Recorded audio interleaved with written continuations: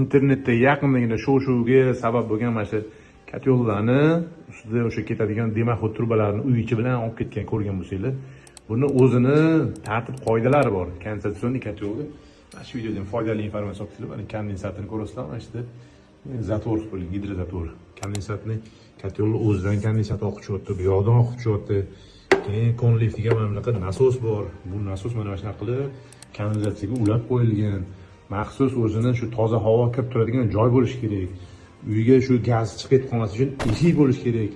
Shunaqa demaxotlar toza havolar kirdi, chiqdi, hammasini o'zini hisob-kitob bor. Trubalarning uzunligi bor, diametri bor.